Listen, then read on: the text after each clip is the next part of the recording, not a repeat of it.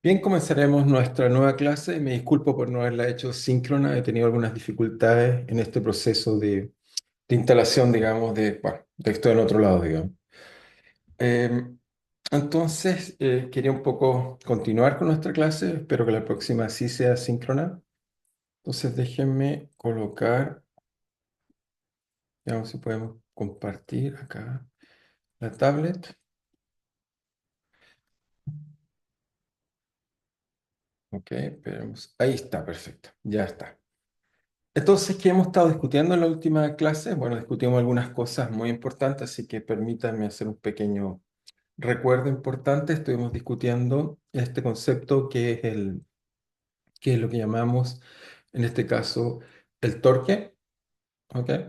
Y entonces, la idea de torque momento angular, hoy espero que hablaremos de este segundo concepto de momento angular, pero entonces la clase pasada, lo que fue, introducimos en clase de cátedra el concepto de, bueno, teníamos el producto punto, ya lo conocíamos, el producto cruz, que era un producto el cual nos generaba un nuevo vector en la dirección ortogonal al plano en el cual se construye estos vectores A y B, el cual se puede definir simplemente como el producto de los módulos de los vectores por el seno del ángulo que los forman en la dirección ortogonal al plano. Usando, por supuesto, en este caso, la regla de mano derecha, partimos del vector que multiplica primero y después vamos al otro.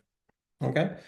También le enseñé, bueno, que el producto cruz se puede, digamos, calcular tomando en cuenta, digamos, esta expresión que está acá. En realidad, una expresión importante, la vamos a colocar un poco más acá. Esto es una expresión muy importante. Entonces, esta expresión entonces la colocamos así. Y lo que traté de hablarles es que cuando usamos matrices, usamos determinantes, podemos entonces escribirlo usando el determinante de Sarrus, que nos permite al calcular vía los menores, es decir, x, nos queda este determinante de esta acá, que es justo lo que nos da aquí, y etcétera. Uno puede ir calculando. Por ejemplo, en y, entonces la componente y nos quedaría esa, y es esta matriz que está acá, la que entonces cuando calculamos el determinante nos da esta, pero esta vez la multiplicamos así. Primero así y después así. ¿Ok? Y así en Z.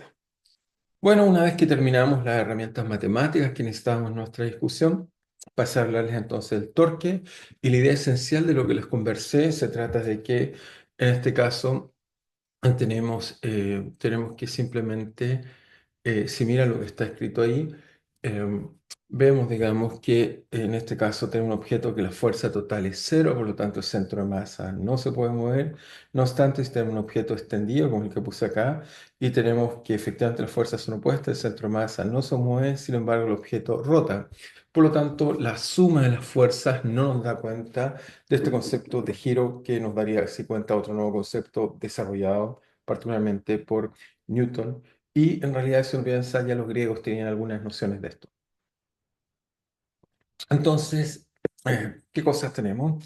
Vamos a definir el torque simplemente como el producto cruz entre, primero que nada, hay que darse un punto, por ejemplo, aquí lo define el centro de masa, así que el torque es un concepto que está ligado al punto en el cual creemos que el objeto está girando, y por lo tanto lo colocamos en este caso con respecto al centro de masa. Eso nos permite calcular R1, F1, R2, F2, donde R1, por supuesto, sería esta distancia que está acá, R1, y esta sería R2. Y con eso, digamos, podemos calcular el torque.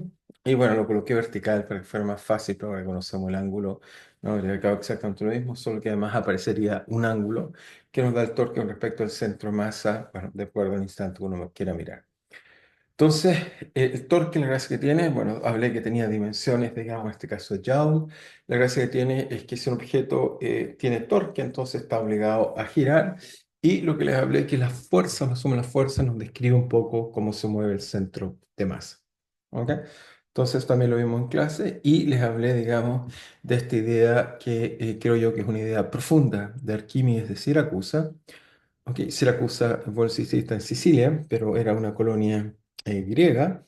Vamos a tener este gran personaje, uno de los también grandes matemáticos de la época de oro antigua, en la cual esencialmente Arquímedes va a establecer la cuadratura del círculo, es decir, tomando ciertos límites de polígonos regulares, va a calcular el área de un círculo, pero en física, uno de sus aportes fundamentales va a ser la comprensión de este objeto que llamamos la palanca. Ok, va a ser la palanca su aporte fundamental, donde dirá una frase, deme un punto de apoyo y moveré el mundo, digamos. Eso es importante decirlo, quizás lo debería anotar aquí, lo dije en clase, pero no lo noté acá, vamos a volver a insistir en. Entonces, Arquímedes, ¿qué diría? Arquímedes diría, deme un punto de apoyo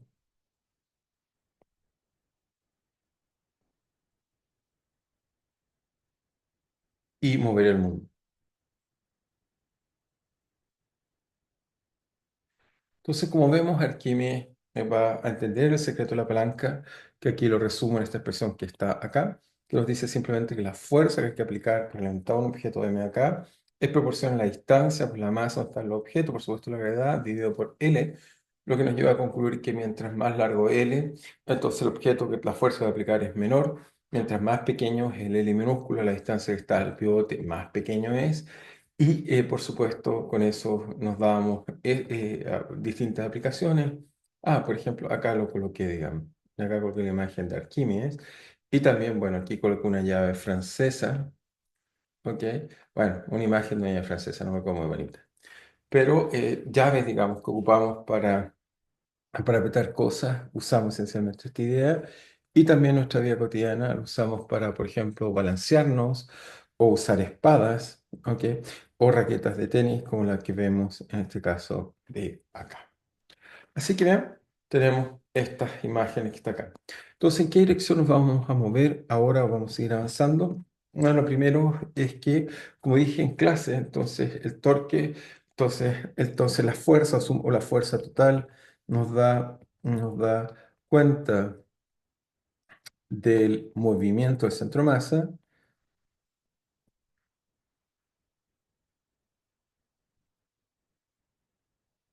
El torque, llamemos TA, es decir, con respecto a un punto A, da cuenta si un objeto gira con respecto al punto A. Entonces, ¿cuál es la idea? Es decir, que uno toma cualquier objeto, imaginemos que tomamos un objeto cualquiera, y lo que nos da es que tenemos su centro de masa, supongamos que está acá, centro de masa. Si le aplicamos fuerzas, F1, F2, F3, etcétera, entonces el centro de masa, si la fuerza, la suma de las fuerzas es cero, entonces no se mueve. Y por otro lado, el torque con respecto a cualquier punto, llamemos A, por ejemplo, supongamos que el punto A está acá, no tiene por qué coincidir con el centro de masa. Si es cero, entonces el objeto no gira con respecto a ese punto. ¿Ok? Hago notar esto con cuidado. Por ejemplo, piensa en un objeto que tiene solo una fuerza, es decir, por ejemplo, entonces, observación, hagamos una observación para que quede claro. Por supuesto, para todo, eso es lo que quise decir. ¿Qué quiero decir con esto? Imagínense si tienen una vara que está acá, a la cual le aplicamos una fuerza F acá. Si calculamos, por ejemplo, con respecto al punto A, hay torque. ¿Ok? ¿Por qué? Porque en este caso vamos a calcular esta distancia multiplicado por F, entonces nos da distinto a cero. Si calculamos el torque, supongamos que el centro de masa está acá, con respecto al centro de masa también nos da distinto a cero. ¿Por qué? Porque en ese caso estaríamos pensando que el objeto va a girar ahora con respecto a este punto. Y obviamente en cada problema uno tiene que pensar con respecto al punto a girar. Pero si nos colocamos en un punto, déjeme colocarlo acá para enfatizar más, digamos, un punto B aquí. Por supuesto, en T, en B, esto es cero porque R es cero. En la distancia a la cual está la fuerza es cero. Por supuesto, el objeto cuando siente una fuerza en el mismo punto no va a girar. Entonces, anotemos esta idea que, por supuesto, el torque depende del punto que miramos. Y lo siguiente que queríamos decir es que, eh, el siguiente que queríamos decir es que el torque aplicado en el punto donde o sea, en el punto que se aplica la fuerza, el torque es cero. Entonces, eso queríamos decir. Entonces, lo que queremos decir es que en el punto donde se aplica la fuerza, el torque es cero. Y eso es simplemente porque el R que da cuenta de la distancia, se aplica la fuerza, eso es cero. Así que nos da eso que está ahí. Así que muy bien. Ahora, otra aplicación, entonces, como ven, que haya fuerza significa que de alguna forma no se está trasladando el centro de masa y que el torque sea cero significa que no se mueve. Por lo tanto, esto nos da una noción de estabilidad, la cual es muy importante, en particular en la ingeniería civil de estructura. Entonces, ok, un objeto, un objeto está en equilibrio, ya hablaremos en el futuro estable o inestable, está en equilibrio. Si, por ejemplo, nos imaginamos, no sé, una estructura cualquiera, que sí, imaginémonos una estructura más compleja, digamos, que tiene más pisos, qué sé yo.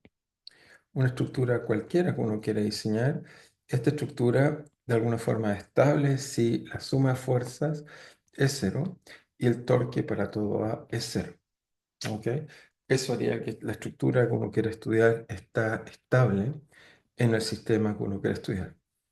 Ahora, ¿por qué les digo que esto es importante en la ingeniería? Déjenme mostrarles acá. Veamos aquí.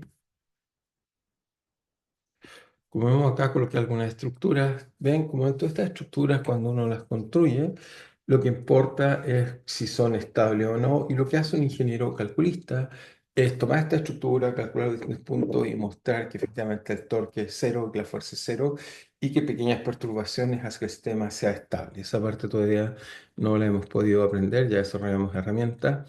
Pero como ven, son muchas las estructuras que uno puede encontrar y preguntar si son estables o inestables. A veces la arquitectura, por ejemplo, mira este diseño, hace cosas muy interesantes y hay que estudiarle y ver si esto es estable o inestable. Pero como ven, es muy, muy interesante la posibilidad de hacer diseños, digamos. Los arquitectos gustan hacer diseños que sean atractivos. No obstante, debemos chequear que son estables y, por ejemplo, en nuestro caso, resisten perturbaciones como terremotos.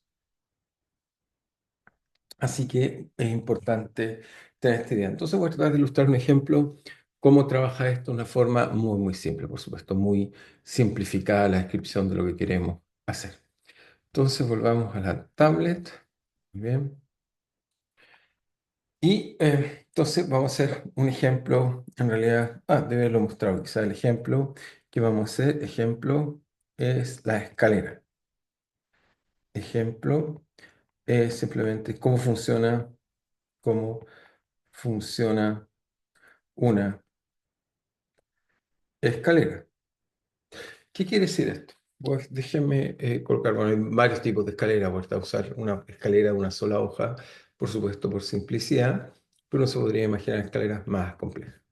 Entonces volvamos acá y lo que quiero ver es que acá tengo una persona en una escalera. Este es el ejemplo que quiero estudiar. El ejemplo, una persona está apoyada subiendo y nos pregunta por qué, qué es lo que soporta la escalera y cómo hacerla para que no se caiga. Digamos, o sea, si fijan acá tenemos otra imagen, cómo digamos el alcance, bueno, en este caso muestra un bombero, cómo podemos hacer que esto sea estable y se fijan en unas cosas extrañas en el piso para facilitar este trabajo. Entonces, déjenme explicarles cómo funciona esta escalera que ven ahí.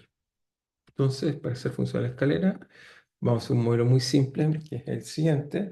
Nos vamos a imaginar, escalera, simplemente tenemos una pared, ujú, y una pared acá. Ahora, como vieron, es muy importante, sobre todo, la fricción en esta parte acá. Se puede sumar que tenemos una escalera donde tenemos coeficiente de fricción estático y, por supuesto, muy dinámico. Y lo que voy a colocar es una escalera. Vamos a imaginar una escalera acá así. Entonces, la escalera, por supuesto, su centro de masa, supongamos que es homogénea, está por aquí en la mitad. Vamos a suponer que esto es un ángulo alfa. Luego vamos a suponer que hay un peso hacia abajo que es mg, el peso de la escalera. Y por supuesto, qué cosas tenemos como reacción a este tipo de situación que parece ser compleja. Bueno, lo primero que deberíamos tener es que esto, aquí hay un sistema, aquí por supuesto, más que se me acordaba, primero deberíamos colocar que hay una normal en el piso acá y también hay otra normal acá, pero déjenme llamar esta fuerza de reacción de la pared, solo que tiene un nombre distinto. Y además dijimos que tiene rosa, así que esta escalera si trata de caer, se va a caer así, no se va a caer para acá, se va a caer simplemente al estar inclinada, se tiende a caer, digamos, hacia allá, se mueve hacia acá. Entonces eso hace que de aquí deberíamos colocarle además una fuerza de roce. Si esto se mueve hacia allá, entonces va a ser una fuerza de roce que está no permitiendo que este objeto se mueva en esa dirección. Entonces vuelvo a insistir, vamos a colocar que sea en verde. Tenemos acá una fuerza de roce, ujú, que lo que hace es que evita que esta cosa si se trata de deslizar hacia allá, hay una fuerza que la retiene. Entonces, muy bien, como ven, tenemos fuerzas verticales, horizontales, tenemos este ángulo alfa, y entonces lo que uno quisiera aquí, entonces, para entender bien cómo funciona esto, lo que queríamos hacer es colocar un sistema de coordenadas acá, donde acá colocamos Y y X, y tratemos de entender un poco las ecuaciones de movimiento. Entonces, la pregunta es cómo funciona la escalera. Entonces, lo que queremos hacer es que, la pregunta es, queremos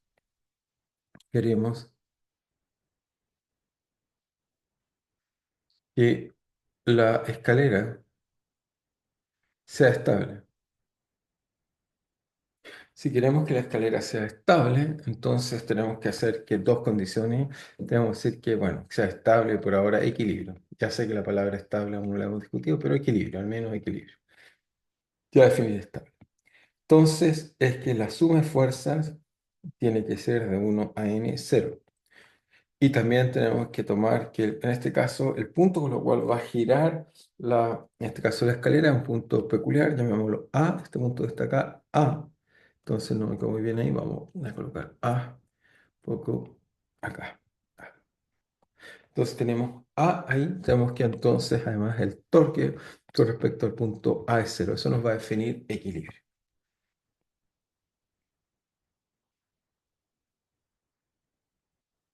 Entonces veamos cómo podemos calcular este equilibrio. Entonces lo que hacemos, partamos con entonces solución.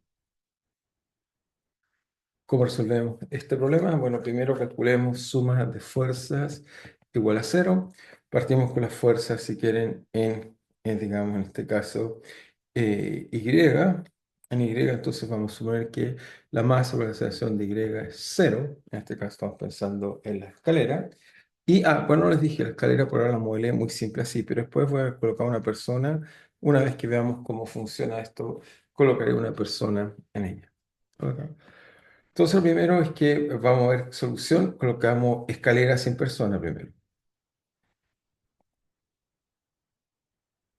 ¿Ok? No olviden, tienen que, esta pregunta es natural, ¿dónde está la persona?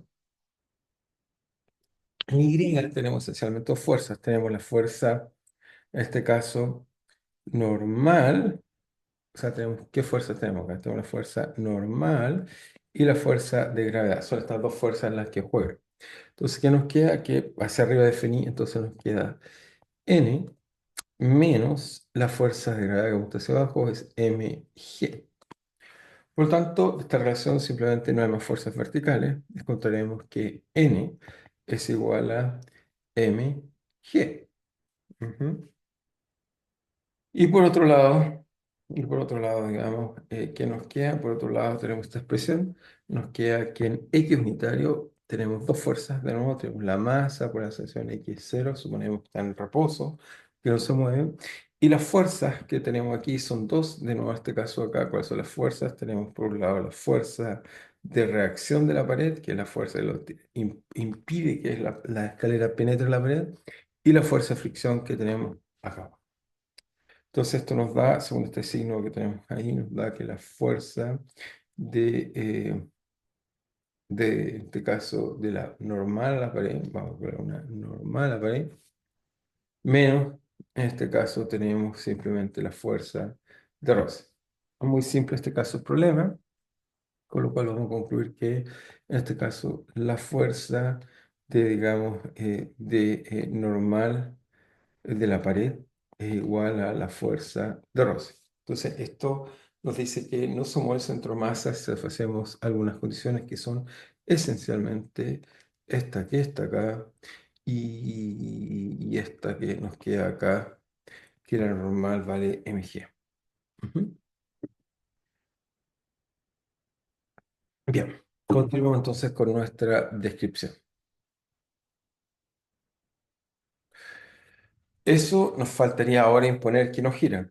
Objeto, entonces al principio pusimos que objeto, soluciones, que dijimos objeto está en equilibrio. Entonces primero establece la fuerza es cero y ahora no rota. Y por lo tanto no rotar significa en este caso que está acá, si seguimos nuestra lógica, el torque es cero. Así que vamos a calcular el torque con respecto al punto A, que es donde pensamos que el objeto va a girar o si la escalera está así inclinada, es por donde va a caer la escalera cuando está así y tiene que caer, va a caer en esa dirección. Entonces el torque en A mata las fuerzas que están acá y solo me quedan dos fuerzas que pueden hacer torque o que hacen torque, es el peso y la reacción normal que está acá arriba. Entonces veamos cómo estas dos fuerzas juegan en este torque. Entonces, bueno, primero nada decimos que queremos que el torque sea cero, pero ¿cuánto vale el torque? Entonces, en este caso el torque, por ejemplo, calculemos para la primera fuerza que está ahí de la normal de la pared, valdría simplemente que, vale, si se fijan, tengo en este caso R, sería el vector así, lo voy a escribir acá, mejor, así, que sería R, y la fuerza en este caso va hacia acá, normal de la pared. ¿Ok? Ahora, fíjense que si construimos esto con cuidado, a 90 grados, este vale alfa, por lo tanto este ángulo que sustenta acá también vale alfa. Así que muy bien, eso nos dice que esto que está aquí vale alfa y la distancia que nos preocupa de aquí, la distancia que nos preocupa de aquí a acá vale r. Muy bien. Bueno, L, quizás colocamos L que sea más razonable, el largo de una escalera debería ser más bien L. Entonces damos L. Muy bien. Entonces, ¿qué nos queda esto? Nos volvemos acá y nos queda L. Entonces nos dice que, muy bien, nos dice que el torque con respecto a que queremos que sea cero, que sea un equilibrio, va a ser igual al torque que se ejerce entre R que está acá y de R que está acá, si lo colocamos acá, voy a F de NP. Por lo tanto, nos queda que esto vale R por F por el seno del ángulo teta, y en este caso vale, este caso que es lo que vale, si vuelvo a insistir, lo colocamos acá. Esto es teta, pero esto es alfa, perdón. Hay alfa, alfa. Y entonces tendríamos R, que sería el vector que va desde aquí hasta acá. ¿Cuánto vale eso que está ahí? Bueno, eso que está ahí es el ángulo, digamos, que debemos calcular, porque R va P, y en este caso sería que este ángulo vale simplemente pi, que es el ángulo extendido, 180 grados, menos alfa. ¿Ok? Ese es el ángulo que estamos buscando. Por otro lado, también hay más cosas. Tenemos el peso ahora, o sea, el torque que ejerce, en este caso que está acá, el centro de masa o la fuerza aplicada al centro de masa. Así que en este caso tenemos que hay que agregar un término más, que es de la forma M, de la forma G, ujú, que es el peso hacia abajo. Y se fijan acá, en este caso acá, no coloco acá, eso de enfatizar, va hacia abajo.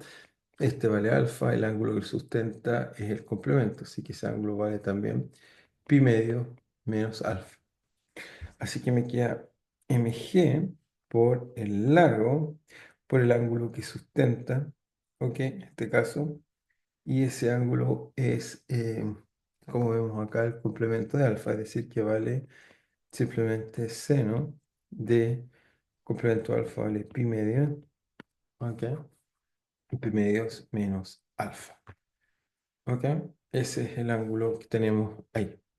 Entonces, la suma de ese ángulo más el alfa y el de 90 grados nos da exactamente 180 grados o pi.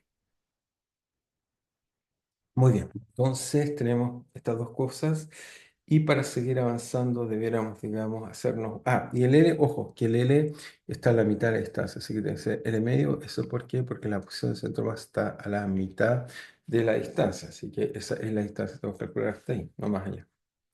Bien, nos queda entonces seno. Entonces, ¿qué nos queda? Esto es cero y esto es igual a el largo por la fuerza del seno. El seno de pi, el seno de pi, eso es cero, no está. Y me queda entonces por el coseno de alfa. que es una función par, así que nos queda LF, menos, ¿por qué menos? Porque en este caso no dije, pero la fuerza LR está así, la LR está así hacia allá, y por otro lado tenemos la gravedad hacia abajo, así que soy DR hacia abajo, me apunta en este caso hacia mí, hacia acá. Entonces cuando digamos lo apunta hacia allá, colocaríamos la flecha, entonces este sería el vector que apunta hacia allá. Menos, veamos por qué digo menos, nos queda ahora el torque que ejerce la otra fuerza, es mg L medios. ¿De qué? De seno de, entonces en este caso, pi medio vale 1 y nos queda coseno de alfa.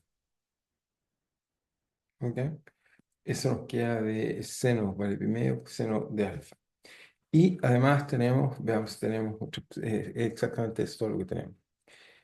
Y por lo tanto, de acá, si esto vale cero, hay todo esto por supuesto en qué ángulo. Obviamente está, vuelvo a insistir, está en este lado de acá y la fuerza está hacia abajo. Así que nos queda bien apuntando en la dirección opuesta a la punta. Así que esto lo pongamos como si le ponemos signo menos y nos queda perfecto.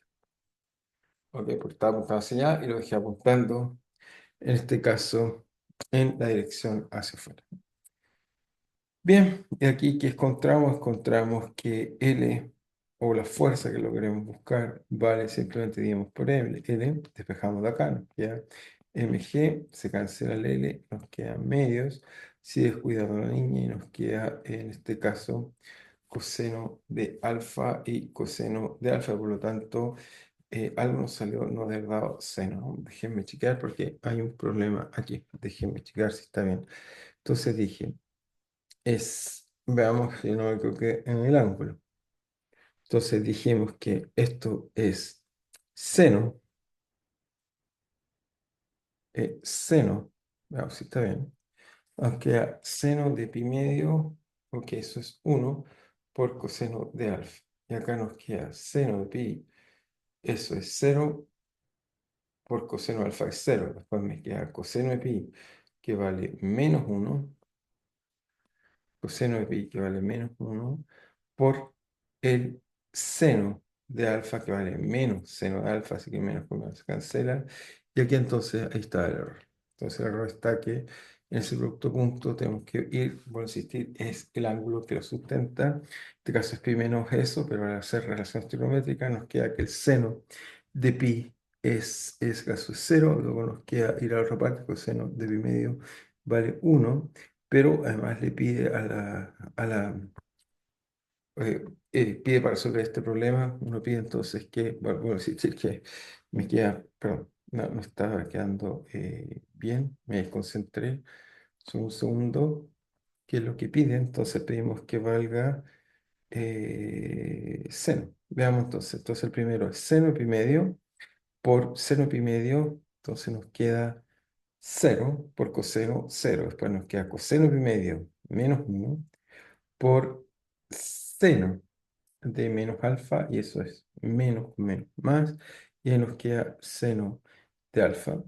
Y por lo tanto nos queda la relación interesante que nos queda, es que si no me equivocamos, nos queda simplemente el F vale mg, se cancelan los n, queda el medio, se cancelamos SL con SL, y dividido por esto que está acá, nos queda simplemente cotangente de alfa en la dirección teta apuntando hacia el interior, no hacia afuera. Así que nos da este bonito resultado que tenemos acá. Muy bien, entonces encontramos esta interesante fuerza. Pero ahora la pregunta es, ¿qué pasa si incluimos una persona? Si incluimos a alguien ahí, porque la pregunta es, lo que uno quisiera, no solo encontrar esta fuerza, digamos, y en este caso es cuál es esta fuerza. Esta fuerza en el torque en A es lo que llamamos la fuerza normal, es lo que llamamos normal a la pared.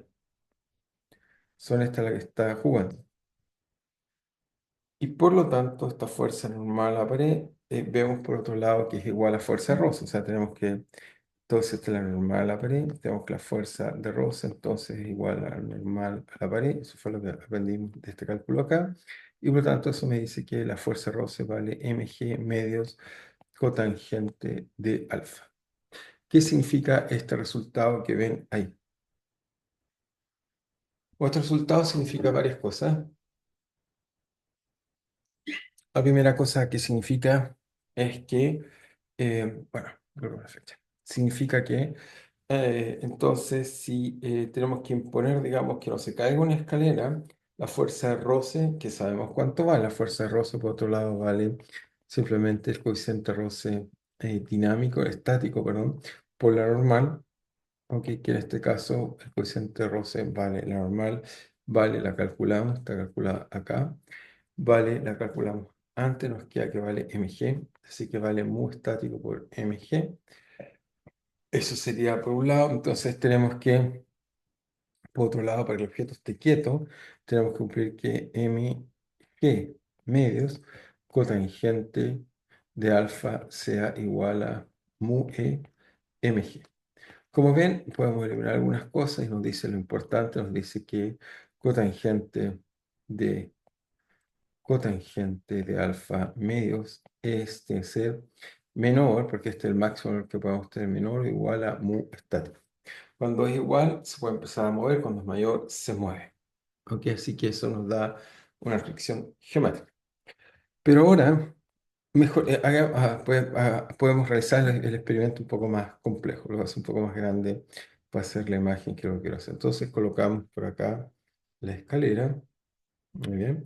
Colocamos por acá de nuevo el peso, el centro de masa, asumimos que está acá, mg. Tenemos por un lado la normal hacia acá, tenemos la normal hacia acá, que es una fuerza en realidad de qué tipo. Esta fuerza es lo que llamamos normal a la pared. Y tenemos por otro lado la fuerza de fricción que está acá. Pero si tenemos una persona, por ejemplo, que está caminando sobre, o sea, que se está moviendo sobre nuestra escalera, entonces esa persona, por supuesto, va a cambiar.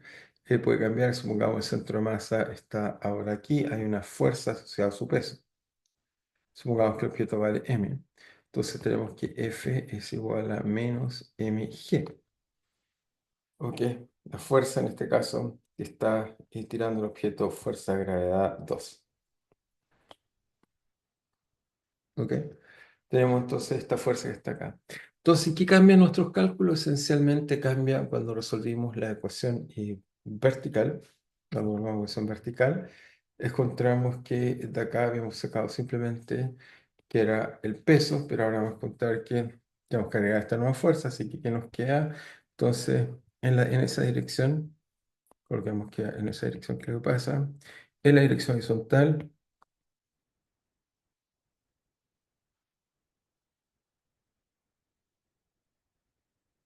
en la dirección horizontal, ¿qué tenemos? Tenemos esencialmente lo siguiente. En la dirección horizontal tenemos que está 0 es igual a la normal menos, en este caso, mg, es en la dirección y, y ahora aparece un nuevo peso que es de la forma más mg.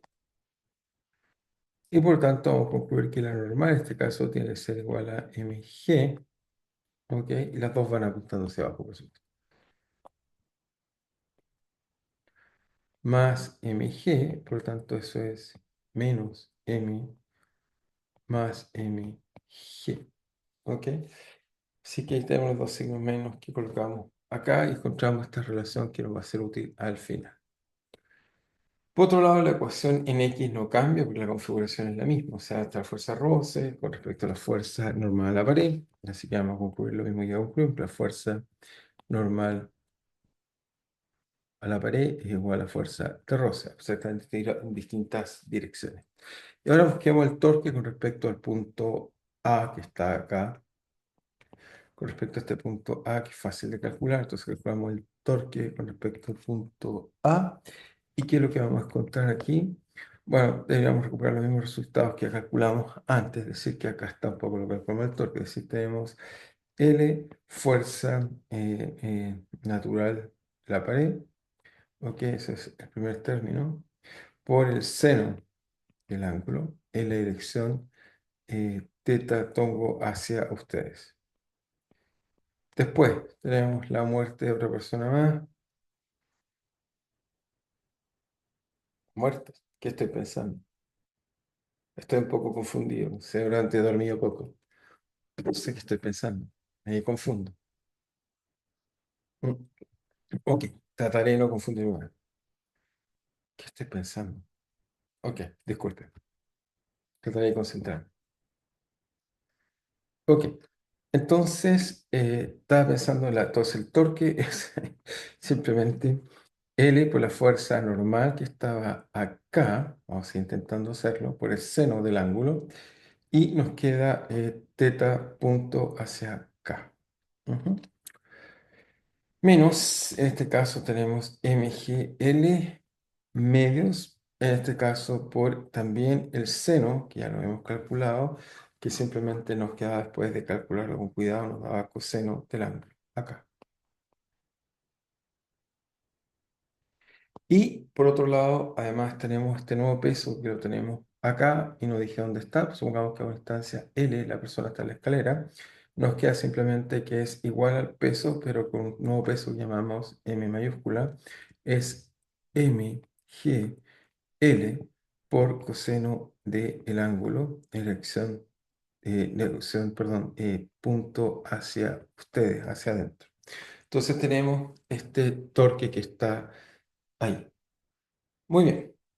Entonces, de acá, obviamente, si volvemos a poner que es cero, vamos a encontrar que la fuerza normal a la pared es simplemente que, bueno, dividimos por m, entonces nos queda que vale, en este caso, vale simplemente m, m mayúscula, estas las dos posteriores son m por l más, ok, nos queda simplemente m, g, l. Entonces nos queda MGL medios. Bueno, ahí no me quedó muy bien, dejen de hacerlo un poco más bonito. Me queda MLG medios. Muy bien. Todo esto por el coseno de alfa dividido por seno de alfa y todo esto partido por 1 partido por L. Es un poco el resultado que nos da ahí, si que lo multiplicamos por 2 y nos dice que la fuerza de roce, que es igual a la fuerza normal a la pared, nos queda entonces igual a simplemente, ¿qué nos queda? 2 ml más mlg partido por 2L igual a cotangente de alfa. Así que nos queda este bonito resultado que está acá. Muy bien, ahí está correcto. Muy bien. Ujú. Nos queda esta parte que está aquí. Correcto. Y muy bien. Nos queda eso que está ahí y eso efectivamente es correcto, digamos, es la fuerza que encontramos. Ahora, como vemos, la primera observación que podríamos decir interesante del sistema, observación, es que la fuerza de roce, o la fuerza de roce, si es que aguanta el sistema, tiene que ser tal que a medida que aumentamos L, por ejemplo, a medida que la persona sube, entonces mayor. Entonces es proporcional a L. Luego, a mayor distancia para resistir, el roce debe ser mayor. Es decir, que cuando colocamos una escalera y estamos en la parte más alta de la escalera, si estamos acá, entonces en este caso la fuerza de roce tiene que ser la mayor de todas. Pero la fuerza roce tiene alguna restricción. Entonces supongamos que L es igual a L para ver qué cosa hay que colocar. Y si se fijaron en muchas escaleras, uno coloca topes abajo para que justamente esto funcione bien, para que esto ande razonablemente bien. Entonces si M igual L, fíjense, eso se nos cancelan algunas cosas y ¿qué nos queda? Si miramos la fórmula anterior, nos diría que la fuerza de roce, vale, cancelamos el L, nos queda simplemente 2M más m partido por 2. Todo esto factor común de G, hay un G ahí, por supuesto. Hay un G acá, por G cotangente de alfa. Cotan de alfa. No nos queda bonito, lo voy a volver a escribir. Entonces, cotangente de alfa. Por lo tanto, esto nos dice que si pensamos, 159, si pensamos, digamos, en que la fuerza roce es mu por la normal, mu estático por la normal, ¿ok? Y sabemos que la normal es, por otro lado, digamos, en este caso simplemente es mg, ¿ok? El peso te resistí, pero la normal hacia arriba. Nos queda entonces que esto es mu por mg. Y esto entonces, la fuerza normal nos está quedando mu por mg. Entonces, normal, ¿y por qué nos quedó normal? ¿Dónde colocamos la fuerza normal? Acá. Vale, mg, muy bien. Ahí lo teníamos, mu mg. Y esto nos dice que debe ser al menos mayor o estático, mayor o igual a 2m más m partido por 2g, ¿ok? Por, en este caso, bueno, en este caso hay dos cuerpos. De aquí se me olvidó colocarnos uno, obviamente tenemos dos cuerpos, así que nos queda m. Veamos, eso debería ser m más m por g. Eso en y, chequemos si lo hicimos bien. Claro, aquí está, pero no es que, ahí está la expresión que quiero decir. M más m por g. Y por lo tanto nos dice que para que esto funcione, el coeficiente roce estático tiene que ser igual a simplemente 2m más m partido por m más m partido por 2 por, en este caso, se nos va el los g. Así que nos queda que tiene que ser eso que está ahí, digamos, nos da esta condición, digamos. Y por supuesto está la cotangente, que no la colocamos. Cotangente de alfa. Cotan alfa. Tenemos esta relación ahí. Entonces esta expresión nos dice que, y eso es lo que seguramente muchos cuando uno mira las escaleras usualmente, hay un material distinto en la parte inferior y es porque tiene que resistir al máximo posible y por eso cuando uno mira tienen como especies de dientes o estructuras que evita que esto haga una fricción muy fuerte hacia ella. Muy bien, entonces tenemos esta parte clara, digamos, de lo que estamos haciendo. Perfecto, entonces ya está con esos ejemplos, espero que quede claro la noción de estabilidad. Cuando tiene una estructura, uno calcula el torque, calcula fuerza y trata que esta sea en cero, y con eso uno entonces queda bastante bien. Ahora veamos, en este caso de acá, otro concepto importante que lo llamamos momento angular. ¿Ok? Momento angular. Entonces, el momento angular lo que tenemos es que la fuerza, ¿cómo sacar esto? La fuerza es igual a qué cosa? A simplemente la variación de momento. Esto fue lo que aprendería Newton. Pero entonces uno se pregunta, pero el torque, por otro lado, es igual a R cruz, en este caso, la fuerza. Por lo tanto, el torque, obviamente estamos definiendo R con respecto a O, el torque entonces vale simplemente R cruz, en este caso la variación de momentum. Pero veamos que si uno toma la variación de momentum de RP, ¿esto qué es? Esto, de nuevo, recuerden que la operación tasa instantánea de variación es simplemente evaluar, digamos, evaluar la función en temas delta t menos f de t partido por delta t. Y le mostré cuando eran productos, que esencialmente productos cruz son puros productos, era aplicarse al primero por el segundo más el primero multiplicando a la variación instantánea del segundo. Es decir, que esto debería ser simplemente d a t de r cruz p más r cruz d a dt de p. Ahora, el primer término de acá, esto debería ser cero. ¿Por qué? Porque esto es dr a dt, es la velocidad, cruz la masa por la velocidad. Entonces esos dos vectores son paralelos y por lo tanto estos dos vectores que están acá son paralelos. Luego esta parte de acá tiene que ser sí o sí cero. Colocamos inmediatamente cero.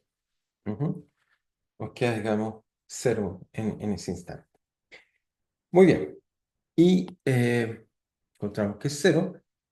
Y por lo tanto encontramos que esto está acá, nos dice que entonces el torque, luego el torque con respecto a O vale simplemente R cruz dP a dt, por eso nos damos cuenta que es D a dt de una cantidad interesante que es R cruz P. Por lo tanto, esta cantidad que está acá la vamos a llamar momento angular, en analogía de que el torque, la fuerza era la tasa de variación instantánea de, en este caso, el momentum lineal o momentum. Y entonces en este caso acá lo que vamos a introducir es un nuevo concepto que nos dice que esencialmente L, que lo vamos a definir como R cruz P, es el momento angular. Momentum angular. Y la idea de este momentum angular es simplemente lo que les acabo de decir. Es que da cuenta que las variaciones del torque da esta expresión que tenemos ahí, digamos. Entonces, tiene, bueno, varias cosas interesantes. Lo primero que vamos a decir es que el momento angular tiene dimensiones de qué, tiene dimensiones de distancia por momentum, eso tiene dimensiones de kilogramos por metros cuadrados partido por segundo.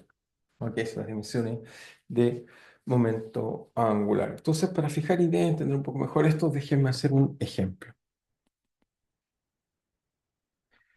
Entonces, el ejemplo que voy a hacer es el siguiente. El ejemplo es simplemente tomar un movimiento circular uniforme. Por acá tengo un applet donde vemos ese movimiento circular uniforme, que acá lo tenemos. Ujú.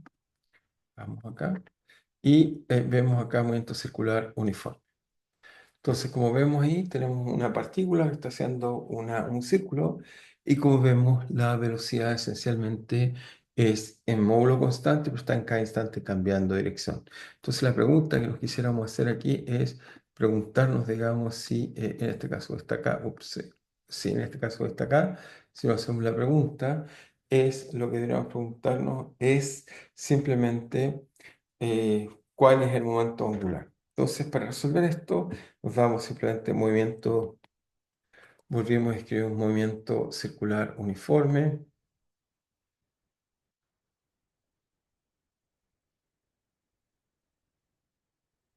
movimiento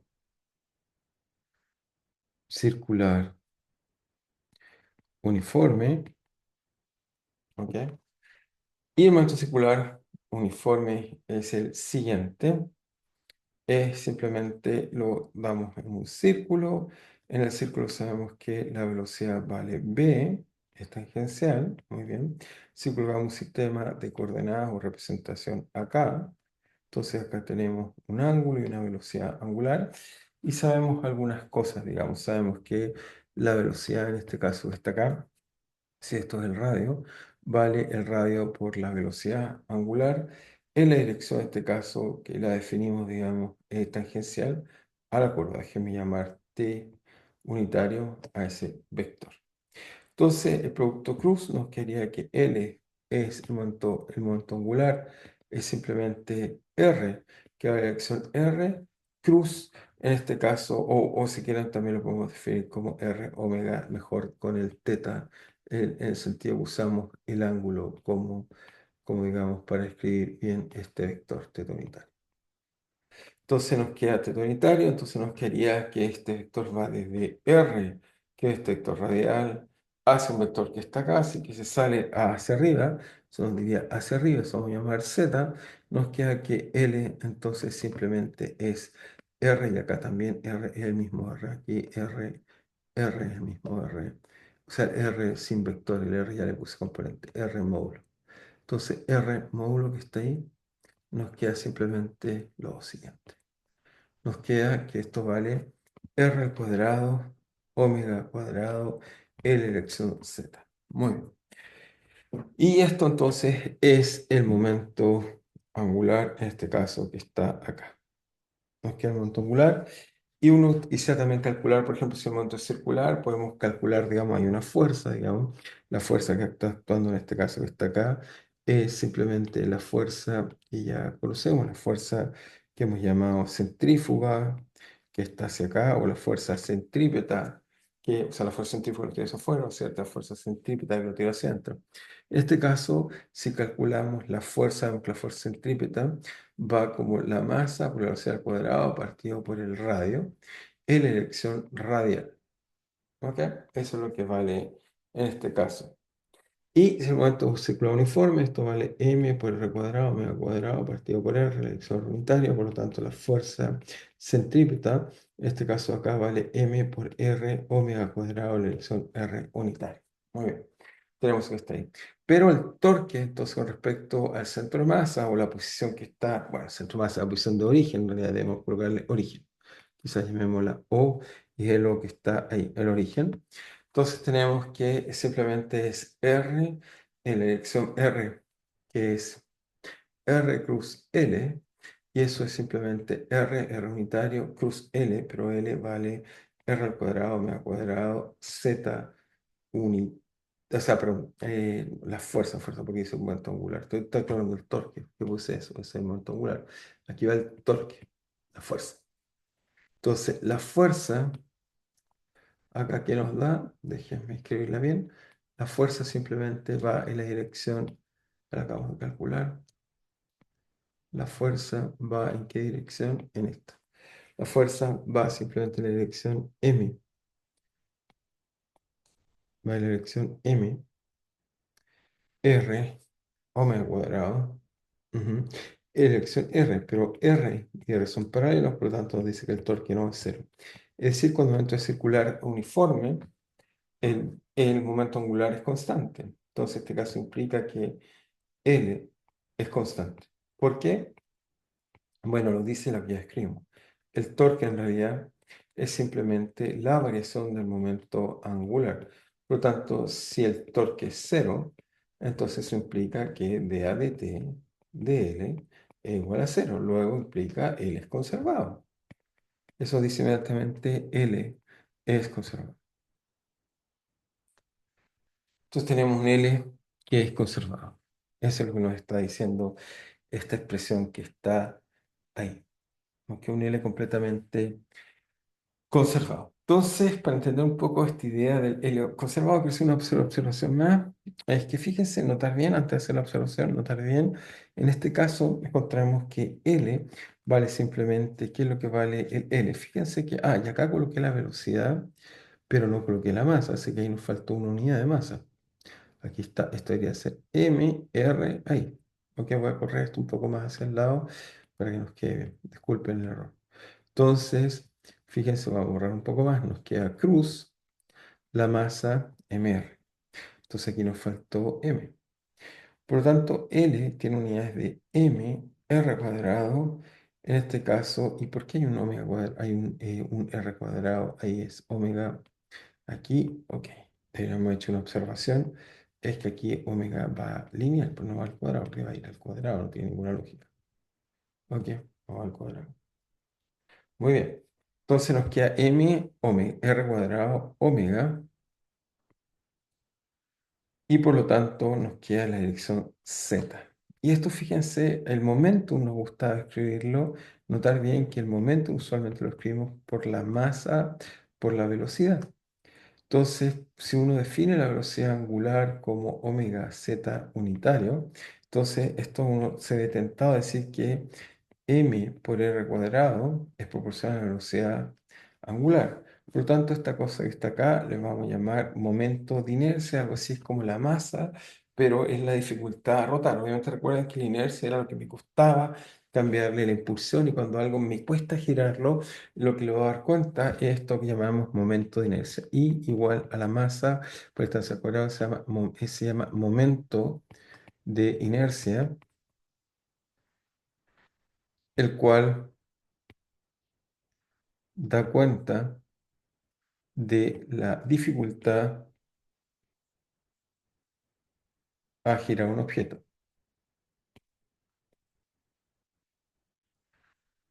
Nos da cuenta de la dificultad de girar un objeto. Y, eh, y bueno, entonces tenemos la dificultad de poder girar un objeto. Entonces tenemos esta opción que está acá. Muy bien, momento de inercia. Las unidades del momento de inercia es simplemente I es masa por distancia al cuadrado, así que eso nos queda en kilogramos por metro cuadrado. Ahora, fíjense que si el torque, ahora sí está bien, si el torque es cero, entonces implica que L es conservado, que vale I, esencialmente en el caso de un momento angular circular, vale I por omega. En la dirección I por la vez angular, si quieren, o vale I por omega, ¿ok? I por omega en alguna dirección. Por lo tanto, fíjense que si esto se conserva, e imaginemos que tomamos un objeto, por ejemplo, un objeto cualquiera, y este objeto de alguna forma, ok, no tiene torque y se las arregla para cambiar su distribución de masa. Está lejos y ahora la acerca de alguna forma. Si eso lo logra hacer este objeto, entonces lo que esperaríamos es que este objeto, lo que va a pasar es que si tiene que L conservarse, entonces, lo que va a hacer es que en este caso tenemos un I grande, un I1 grande. ¿Por qué? Porque la distribución de masa está más lejos. La masa por la velocidad al cuadrado dijimos que era el momento de inercia. Ahora, obviamente, nos tenemos que imaginar que este objeto tiene muchas constituyentes y por lo tanto esos muchos constituyentes nos haría que el momento de inercia, entonces el momento de inercia simplemente diríamos que va a ser ahora no solo m por r i al cuadrado, sino la suma sobre todo los i que conforman el objeto. Eso nos daría el momento de inercia del sistema, hacerlo girar en un eje y da. ¿Ok? Así que tenemos este momento de inercia que está acá. Y por lo tanto, si i es mayor, por ejemplo, el momento de inercia está más lejos, la red más grande al cuadrado, así que es mayor, mayor que cual que cuando está más cerca. Así que supongamos que i1 es mayor que i2. Entonces, si i, en este caso, si i disminuye, la única posibilidad de que esto se conserve es que omega aumente, es decir, que en este caso este objeto debe girar más fuerte que el anterior. Déjenme ilustrarle esta interesante propiedad, mejor veámosla en un video, dado que es una propiedad interesante. Tengo dos videos que quiero mostrarles. Entonces partamos por acá. Entonces, si miramos este de acá, aquí tenemos una persona la cual veamos qué es lo que hace. Espérense un segundo, ya lo vamos a ver, nos saltamos eso. Entonces, ahora veamos lo que hace. Tenemos una distribución, en este caso, y lo que vemos es simplemente que vamos a ver conservación de momento angular. We can demonstrate the conservation of angular momentum the same way a figure skater does by going into a tight spin. I'm not a very good skater, so I'll use this turntable and a pair of hammers. I'll hold them out Entonces, at como arm's ven, length. va a ocupar esta especie de silla giratoria y estos martillos, los cuales los va a distribuir de distintas formas y los va, al acercarse o alejarse, cambia el I, pero si se conserva el producto de I por omega, entonces debiera pasar algo interesante. Veamos cómo lo hace. So I get nice large radius, and I'll set myself in a slow spin. I'm spinning around at a constant speed, and then I draw the hammers close to my body, and I spin around very rapidly. As soon as I move them out, I slow down again. Fíjense, And I va can más repeat rápido, this más as many lento. times as I want.